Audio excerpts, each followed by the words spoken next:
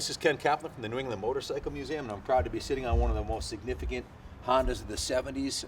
Absolutely gorgeous 1972 Honda CL350K4 Scrambler. This bike is 100% original paint and cosmetics, and it was a two-owner bike. The woman we bought it from had owned it since 1977, and her girlfriend owned it for up to 5 years previously. So it's only been women-owned and rated, stored indoors. It's in absolutely gorgeous condition, arguably the nicest.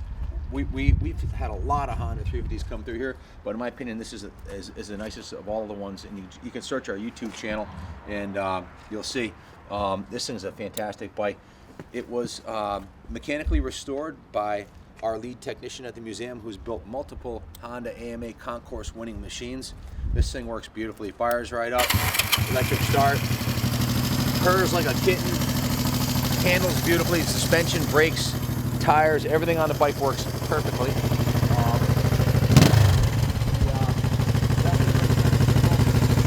Front and rear. The handbrake, foot brake, the front turn signal, the horn, the high and low beam. This is a no excuses CL350. Everything works beautifully on it.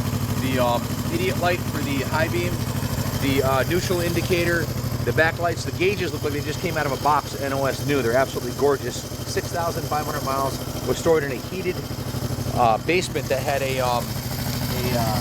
where it was stove, there was a pellet stove in there, so it was a real dry heat in there, so the bike stayed super dry and clean. And the upholstery, the seat is in beautiful shape. The fork gaiters are in excellent shape. Let me do a quick demo on it, and I'll bring it inside and I'll go over the work order. We just put about $2,500 into the bike to make it mechanically perfect. The cosmetics are all original, and it's a fantastic, this is a real winner, this bike.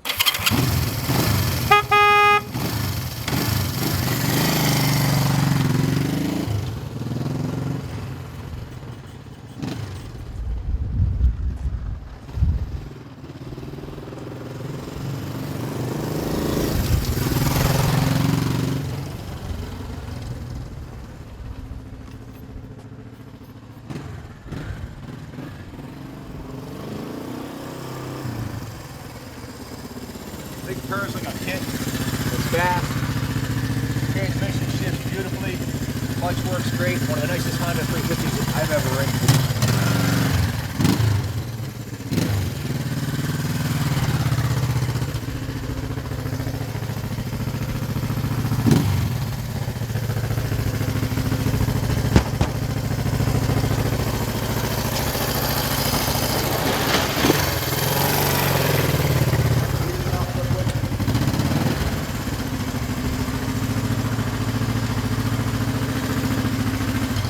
So in addition to the fantastic electric start, if you ever leave the key on the motorcycle, which I've been known to do myself, there's a Kickstart on this motorcycle also. This is absolutely gorgeous, probably the nicest color for the Honda that year. This is a 1972 make of the motorcycle, 45 years old. It is in antique status. It also has the center stand right here for removing the rear tire or cleaning the rims. If you look at the cosmetics on the bike, the original paint is in beautiful condition. There's no dents or dings that I can see anywhere on the gas tank.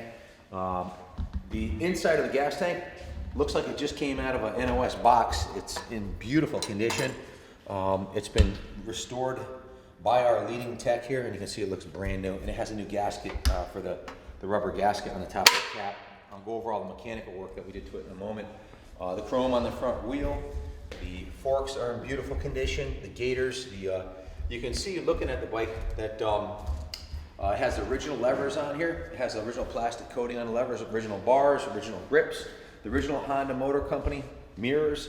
This is a woman-owned bike that was babied and certainly loved dearly. She sold it because she was getting up there in years. She's in her 70s and she needed a knee replacement surgery. That's why she sold the bike. Not because she didn't want to ride it anymore, but it was maintained perfectly, oil changed regularly. In the last couple of years, she didn't ride it very much, and the bike is 45 years old, so we went right through it. Let me tell you what we did to the bike. Starting with the fuel system, the gas tank was removed from the motorcycle. We put a total of 18 hours labor into the bike. The gas tank was removed, and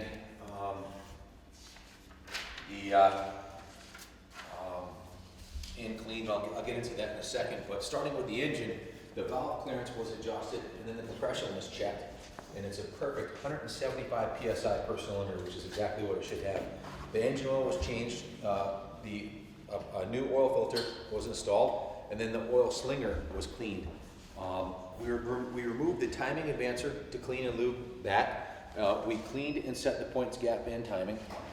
We tested the ignition coil primary and secondary cap resistance. It checked out perfectly. We did put brand new spark plug caps on it and replaced the spark plugs. We installed the new battery, brand new battery, cleaned the battery cable terminals and the battery tray, and went through all of those items. The exhaust system was removed, and brand new. When it was removed, we have a process called bicarbonate sodium blasting, where it's a steam cleaning with baking soda, basically, blasting the chrome. So the chrome is impeccably clean front and back. One of the nicest exhaust systems I've seen on a 72. It's all original. There's no dents in the chrome. The pipe's perfectly straight. No rust. A little bit of patina. It is 45 years old, but it is immaculate. The exhaust gaskets are brand new. The exhaust system and the brackets were then reinstalled. We put a brand new drive chain on the motorcycle. Had the original chain on there, so we replaced it with it has a brand spanking new chain on it. Adjusted the tire pressures. The fuel system, the carburetors were removed and completely dismantled right down to the very last piece and rebuilt. The carbs were a little bit gummed up. We also put it in our hydrosonic carb cleaning tank, and if you take a look, come on over here, you can see the carburetors look brand new, like they just came out of the box because they were cleaned in a hydrosonic carb clean tank. All the gaskets and on the carb and the jets the gaskets were replaced, and the jets were thoroughly cleaned. The fuel tank was taken off the bike, as I mentioned earlier. The old fuel was drained out, and then we pre-washed the tank multiple times. This is a very time-consuming process to get the inside of the tank looking brand new like this one looks. The multiple very hot water soak-in shakes with boiling water to remove the gummed up fuel were performed to clean the tank immaculately. And then we use this product called metal rescue treatment. You fill up the tank all the way and you let it sit overnight, and it deactivates any rust or surface rust inside of the tank, and then completely clean the tank out. So the tank's like brand new. We installed a brand new petcock assembly, brand new fuel lines on the bike, and a brand new fuel cap gasket. So essentially the gas tank and carburetor system is in brand new condition on this. It's got new air filters, the air box was cleaned. We also disassembled, cleaned, and lubricated the throttle housing, the throttle pipe, and the cable was pressure lubed and adjusted.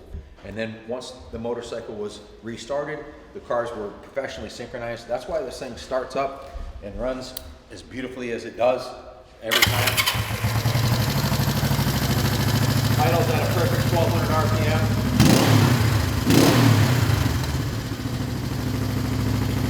Believe me when I tell you, an amateur at home is never going to get the carburetors to run like this. If you think you're going to buy a used one and fix it up yourself, unless you have the carburetor synchronization tool, an ultrasonic car cleaning tank, and years of experience to get it tuned to this perfection, all the little things that were done to it add up to the fact that, you know, it was a 175 psi engine, which was like brand new with low miles, and it's tuned to perfection. This thing's ready for another 40 years, and they're a lot of fun, ready to hit the beach or campground or whatever you want to do. But I would not hesitate to get on this motorcycle and ride it cross country today.